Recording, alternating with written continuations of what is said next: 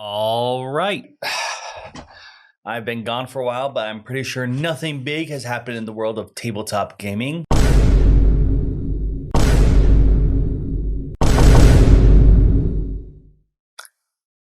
Ah. Oh, fudge.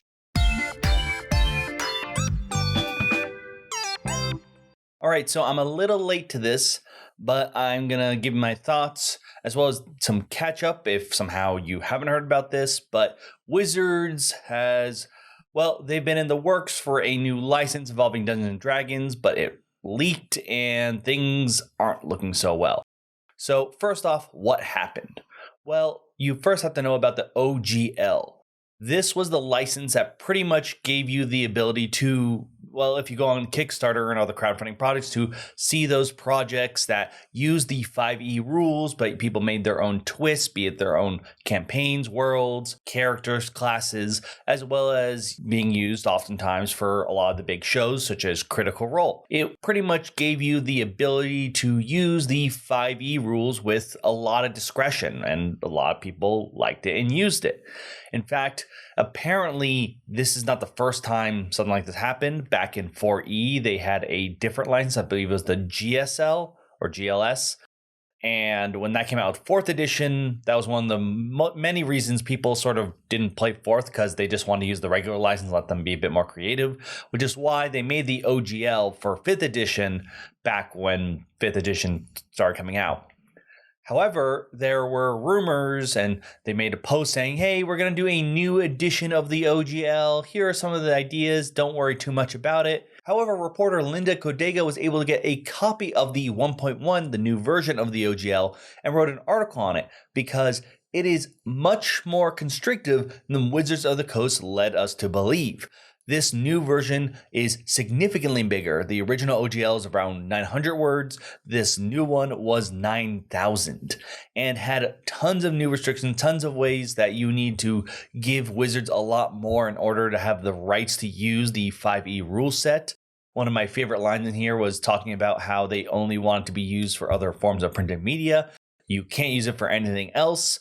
The exact quote is, it does not allow for anything else, including but not limited to things like videos, viral tabletop or VTT campaigns, computer games, novels, apps, graphic novels, music, songs, dance, and pantomimes. So pretty much no more of anything unless it's only for paper.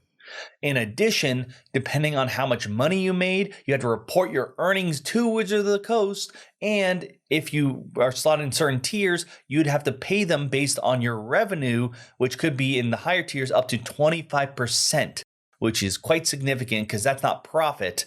So even if you're at a loss, you still need to pay. There is a lot more that was in this, and all you need to know is a lot of people were not happy about it. There were a lot of big responses, in particular from a bunch of different companies. We even found out that Wizards actually had been talking with some other ones, and Kickstarter would actually pay a little bit less for one of the deals. They literally said on Twitter, like, yeah, we talked to Wizards. We obviously didn't want to pay the 25% because then no one's going to use our platform. So this caused a huge uproar. There are tons of videos, even tons of viewers who don't usually report on Dungeons & Dragons or stuff talking about it. One of the big ones is Legal Eagle, an actual lawyer, talking about the legal implications of this. Definitely wanted to go check out, but there are plenty others. Almost anyone you probably like has talked about this. Point being, huge waves, but the biggest one, at least that I think mattered probably the most, is the hashtag D&D Begone. This was people telling to end their subscription to D&D Beyond, a subscription-based service for you to use a bunch of online Dungeons & Dragons stuff. And I don't have any official numbers, but supposedly there was a significant callback because you have to go through the customer service in order to actually cancel your subscription. I believe someone said 5-digit range. Overall, a lot of people, and that means a big loss of revenue, which means that Wizards finally responded about this. Well, there's two responses. One actually came out the day I'm recording this. So first one was pretty much, we rolled in that one. We're sorry. The new OGL will totally not be like this. We'll hear you. Very, very corporate lawyer went over this, just like how a parent goes over their child's report to make sure everything sounds right kind of thing. Nothing to really gain from it, and not anything that I think soothed anyone's worries. The new one, however, that just came out. This one is from Kyle Brink, who is the executive producer for D&D. This one, at least to me, sounds a bit more apologetic and actually acknowledging. I think it's not just a kidding as a nat one saying like, no, this was a problem, and is offering up a way for there to be change. First up, they are saying that they are going to actually release a new version, not the 1.1. So this would be like 1.15, I guess you could say. OGL document for your people to take a look at and leave feedback with. This is much better considering the previous post said they were going to do that, but we only found out through a leak. So this time it actually seems like they are serious about us actually getting a chance to say it and say our thoughts on it before things, before they just make it real. The other big thing is there's going to be a survey you can do afterwards. Unfortunately, it's only available for 2 weeks. It's a little short. I think they should have gone a bit longer and also tried to really advertise it. I'll explain a little bit why later. But then the other big thing is, because as of now, I don't have that new OGL, this recording. But according to this, it will have no impact on the new 1.15 will have no impact on the following things: your video content, so any video content you have, any accessories you own for your content, non-published works, for instance, contracted services, pretty much like being a paid DM, VTT content, virtual tabletop, DM guild content, your OGL 1.0A content. So I assume that supposedly says anything that has been made up until this, your revenue, and I want to go back to this one as well, where it says there will be no royalty or financial reporting requirements, and your ownership of your content. So you'll still own things, because one of the things the way the old description sort of sounded like they could have just like, well, we watched your show, so we're going to make your character and use it without paying you kind of thing. So we'll have to wait and see what the new OGL is. But just from this document alone, it does help out a lot of things. I think makes people feel probably somewhat better. I mean, it's not the official thing. We need to wait until we see the official thing, because then we can go over it. We already go over a lot of the D&D books as rules lawyers, so I think we're going to be able to pick apart this pretty well. But for example, some of these things aren't perfect. For example, I want to go to that revenue one. The original one said you had to report your earnings, then pay them depending on how much you make. This simply says there will be no royalty or financial reporting requirements. They may still charge you based on, we've seen your subscribers, so we're going to send you a bill. I don't know. We'll have to see in the new OGL. So it isn't perfect. It's a few steps forward, still a few steps back. And unfortunately, at least what I've seen from people, they're still not so happy about this. In terms of how other companies and people are responding, in terms of companies that make products, a lot of companies, smaller ones, are just saying, we're not making the 5e stuff. We're canceling it. We don't feel safe. The big one is Pathfinder announcing the new Orc.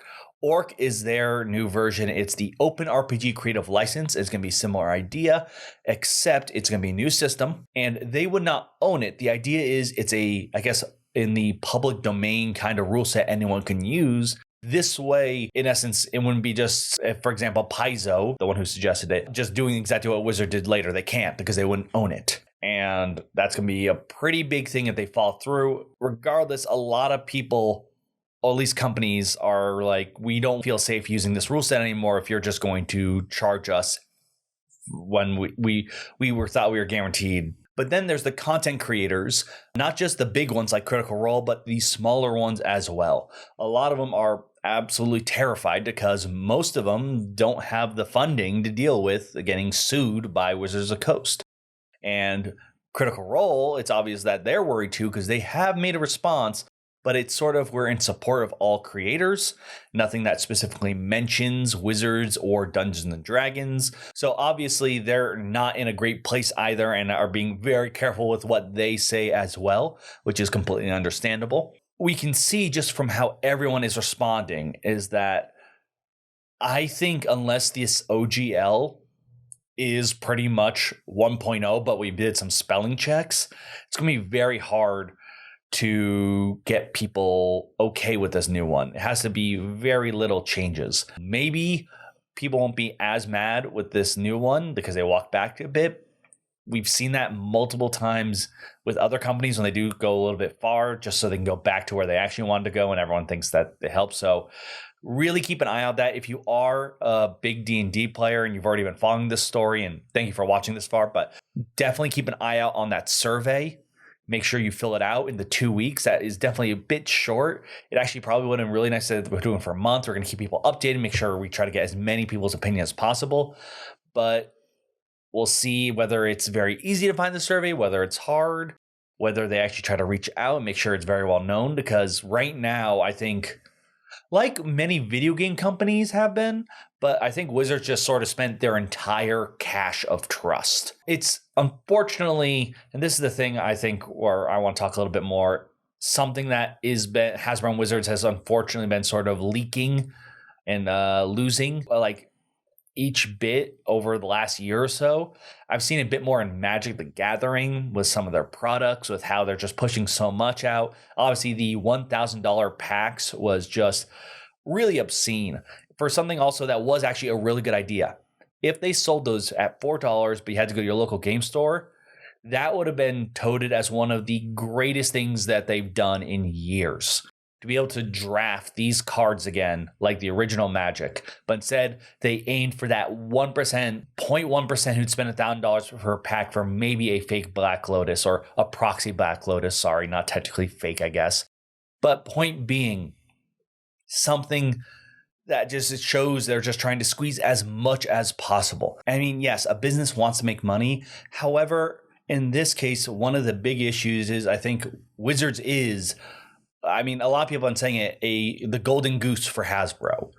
This is because if you look at previous articles, even my previous news stories, I've talked about how Wizards has gone above and beyond expectations, even when the rest of Hasbro has been doing nearly as well. I think Magic itself was they wanted to like double its value in multiple years and didn't have the time. Same thing with D&D kind of deal. So both of them are very profitable. However, as with many things when it comes to marketplaces, people want to be more profitable. In a shareholders meeting a little while back, they talked about how for D&D, really the people who are really spending money on it are the DMs, the dungeon masters, while other people usually just borrow the books. And they wanted D&D to be more like a video game with microtransactions, so everyone's spending a little bit here again. And I don't think just subscriptions. So they really want to be able to have it as something that is, I guess, like Magic is constantly, you throw more money into it a lot more often rather than you buy a book occasionally. That's why I think also all the unsubscribing from D&D Beyond was what forced their hand to talk about this and give the two responses. The first one obviously wasn't enough. More people kept unsubscribing, so they actually had to do one. I feel bad for Kyle Brink because they pretty much put him out forward and gave a name to someone who is attached to this. So I don't know how much that person is actually in charge of the OGL or whether he's just a messenger. So we'll know more probably when we see the new license. But this is something that is a bit worrisome, as well, Magic and D&D both are huge cornerstones in the world of tabletop gaming. I mean, let's be honest. There's a reason why everyone was using the 5e rules, and even Magic, which didn't have an OGL or equivalent, the idea of tapping, even though people didn't use the word tap, has been used in a lot of games. In fact, a lot of card games that you play today, you can feel the spirit and almost like how when you play, you're like, all right, how are you trying to solve the problems that exist in Magic when playing this? For example, the big one I always spot is seeing how they try to handle and juggle energy, mana, not trying to get mana flooded or not get enough land cards. Some things don't have that in your deck anymore. Sometimes cards can be both. It's very interesting to see just their influence spreads out. But without people trusting the product, it doesn't matter even if let's say going to either of them and they made them very cheap for you to play the games. If no one trusts that their investment's going to be there, whether their cards are still going to work, whether the books are still going to be available, people are going to move on to other things. And with pretty much tons of RPG companies literally saying that's what we're going to do regardless, and Pathfinder, if they release this new orc rules system, is going to be a huge dent for D&D. I think while it is a great game, a lot of the reason people love it, a lot of D&D really sprung up because of things like Critical Role, where people are watching other people who are not Wizards employees directly. So if they drive those people away, people are going to probably go with them as they're the character, not Wizards of the Coast's rules. So this is definitely something that is going to be really hard for Wizards to be able to pull back around. I mean, the other two companies that come to the top of my head, similar idea of like losing trust very fast, are Bethesda and CD Projekt Red. And they had to do a lot of like refunding. They had to do a lot of changes to their game to fit more of what people wanted. And even now, people aren't nearly as excited about their future games, or at the very least, they're not doing the pre-orders that they were doing beforehand, back when they were in more of the better grace, or they had more trust with their fan base. And I think the same thing is going to happen here. The difference is those two had IPs that, no one else can make a Witcher thing, really, unless we're counting Netflix. No one's going to make another Fallout game. It's really them. It's really Bethesda. People can go to other RPG games. I mean, that's the big deal with Pathfinder. If they make the orc system, they could become the new big company that everyone wants to play with and deal with. And unless Wizards' new OGL, and in addition, whatever else they do, really tries to push and gain players' trust, which means they're probably going to have to give up on a lot of profit-making models. They cannot do the most efficient profit systems, as that people right now are going to notice it. The question is whether people keep it up. I will say people seem to be pretty strong on it. I mean, there was a poll, I think, on subreddit whether they trust them, and I think it was like 700 do while 6,000 don't. Something of that huge kind of difference in rift. And I mean, we'll have to see, and make sure you fill out the survey. If I see it, I'll put a link down below so you can go to it. I'll update the page later. But it's something to be a bit worried about. And in particular, I'm also worried that Hasbro has 2 movies coming out. We've got the new Transformers and the new Dungeons & Dragons movie. If those don't do well, are we going to have them see them try to get even more money then for this? I don't know how Hasbro, I don't know any of the internal talks. I do not have any little spies in there. I should send like a little cassette tape transformer in there to listen in on stuff for me. But we don't know anything. And unfortunately, I don't know whether this is simply just they can get more money out of this, or whether they need to get more money out of this because of something else. We'll have to wait and see from it. Overall, I think they're still going to be around, but unless Wizards really tries to right the ship, I think we'll finally see these behemoths become much smaller compared to the new systems and games that have come out since these first sort of made their mark in the world of tabletop gaming. But that is all I have for now. Please let me know your thoughts, especially if the new OGL come out, whatever they've named it, 1.15, 1.2, 1.4. Let me know your thoughts if you think it's actually a significant improvement, if you think there's still things they need to work on. And of course, not only should you fill the survey out, but keep talking about it if you have problems. One of the best ways that changes occurs is keeping it in the public eye.